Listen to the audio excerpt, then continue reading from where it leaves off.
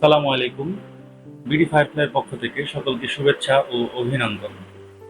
তো আমাদের এক ক্লায়েন্টের একটি রেকর্ডার মেশিন নষ্ট হয়ে গেছে। তো আমরা তার রেকর্ডার মেশিনটা আগের যেটা আছে সেটা উনি চাইছে যে ঠিক করবে না, নতুন একটা লাগাবে। তো আমরা তার মেশিনটা রেডি করব। তো আমরা আমাদের বেস্ট চয়েস অলওয়েজ আমরা বলি যে ডাহুয়া হচ্ছে এখনকার সময় সবচেয়ে বেস্ট একটা রেকর্ডার, যেটার ওয়ারেন্টি ক্লেম খুব কম আসে। তো আমরা এই রেকর্ডারটাই তাকে দিব। তো চলুন আপনাদের সাথে শেয়ার করছি যে এই রেকর্ডারটার মধ্যে কি কি থাকছে। তো এটা আনবক্সিং করব। দেখুন, খুবই চমৎকার ভাবে রেকর্ডারটার সেফটি মেনটেন করা হয়েছে যেন ভেঙে না যায়।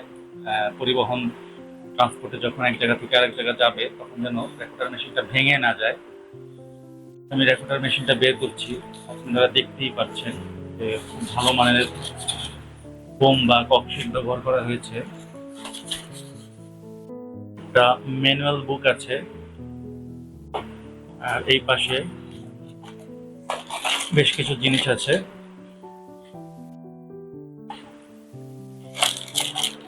একটি মিনি সাতা কেবল, এটা খুবই ভালো মানের। একটা 12 ভোল্টের অ্যাডাপ্টার, এটা ডাহুয়া কোম্পানি থেকেই এই অ্যাডাপ্টারটা দেয়। তো এটা খুবই ভালো মানের। এই এই অ্যাডাপ্টারটা যখন নষ্ট হয়ে যাবে তখন এইরকম ভালো মানের অ্যাডাপ্টার আর কিনতে পাওয়া যাবে না।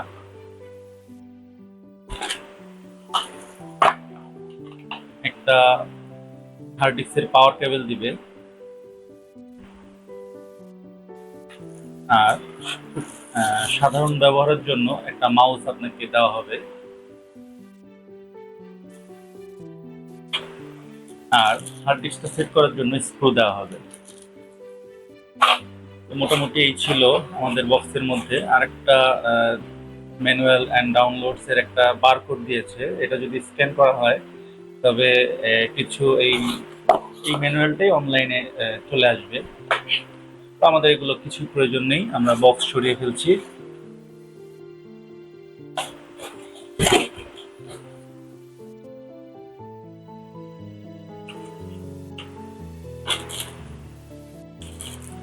আমরা এখন রেকর্ডার মেশিনটা খুলবো।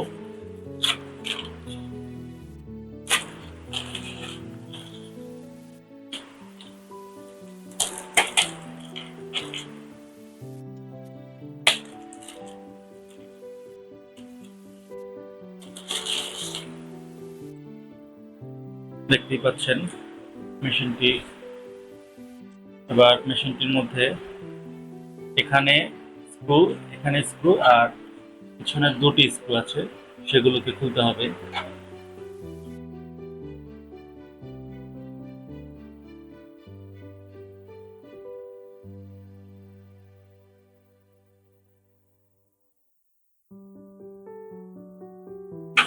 দেখুন, দেখুন খুব ইজিলি এটা খুলে যাবে।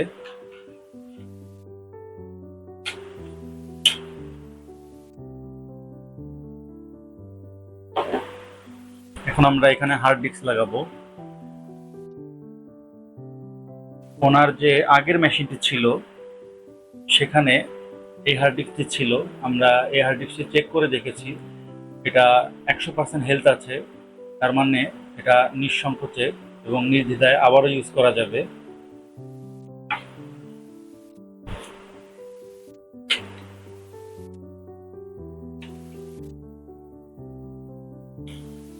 আমরা স্ক্রুগুলো খুলে নিব।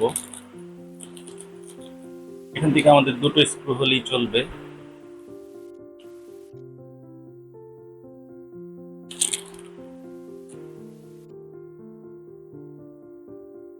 হার্ড ডিস্কটির সাতা পোর্ট আর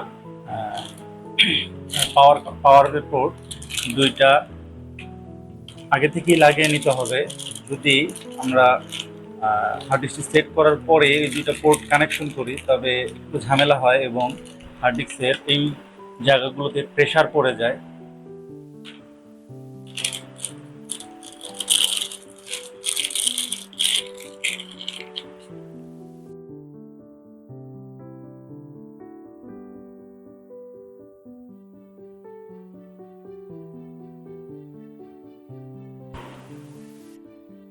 পোর্ট লাগানোর নিয়মগুলো একটু দেখাই। এই দেখুন, এখানে এক কোনায় এল শেপ আছে, এই শেপের সাথে মিলিয়ে আমাকে এখানে লাগাতে হবে। খেয়াল করলেই আপনারাও বুঝতে পারবেন, দুইটা পোর্টেরই এখানে এল শেপ আছে। তো এখানেও আমার এল শেপ আছে, এখানেও এল শেপ আছে, সেখানে সাথে মিলিয়ে লাগাতে হবে।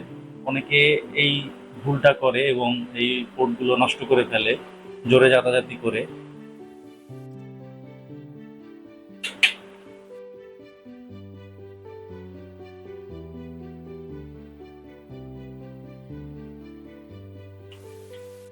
হার্ড ডিস্কের মাঝের যে দুটো স্ক্রু আছে, ঠিক এই মাঝ বরাবর হার্ড ডিস্কের স্ক্রু আছে, আমরা সেই দুটো স্ক্রুই লাগিয়েছি। আর হার্ড ডিস্ক এভাবে এই দুটো স্ক্রু লাগালেই অনেক স্ট্রং হয়ে যায়। অনেকে অনেকগুলো বেশি স্ক্রু লাগায়, এখানেও লাগায়, তো আমরা এটা অযথা মনে করি।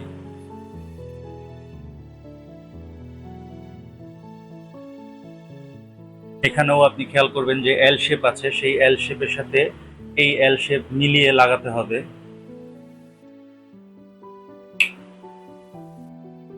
আর এখানে এই যে লকটা আছে, এই লকটা এদিকে যাবে, এই সাইডটাতে লক হওয়ার জন্য অনেকে এভাবে লাগাবে, লাগালে কিন্তু হার্ড ডিস্কটা নষ্ট হয়ে যাবে। লাগাতে হবে এইভাবে। ওকে, আমাদের হার্ড ডিস্কটা লাগানো শেষ। এবার এই রেকর্ডার মেশিনটিতে অবশ্যই আমরা এই ধরনের ফ্যান ইউজ করি। এই রেকর্ডার মেশিনটিতে মূলত এই ফ্যানটা এই ছোট মেশিনগুলোর সাথে থাকবে না। তো আমাদের যে প্রতিষ্ঠানের যে সুনাম, সেটা ধরে রাখার জন্য আমরা এই মেশিনগুলোর সাথেও এই ফ্যানগুলো ব্যবহার করি, যেন সহজে এই মেশিনগুলো নষ্ট না হয়ে যায়।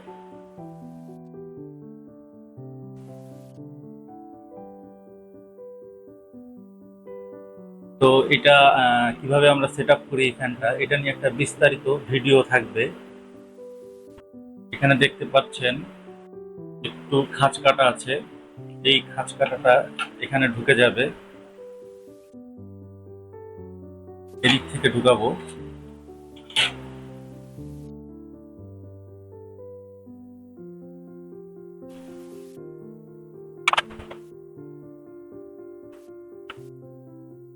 এবার আমরা মেশিনটিতে পাওয়ার সংযোগ করব এবং মনিটরের সাথে সংযোগ করব, এবং এই মেশিনটি যে সেট আপ আছে সেটা দেখাবো আপনাদেরকে কি কি সেট আপ করতে হয়।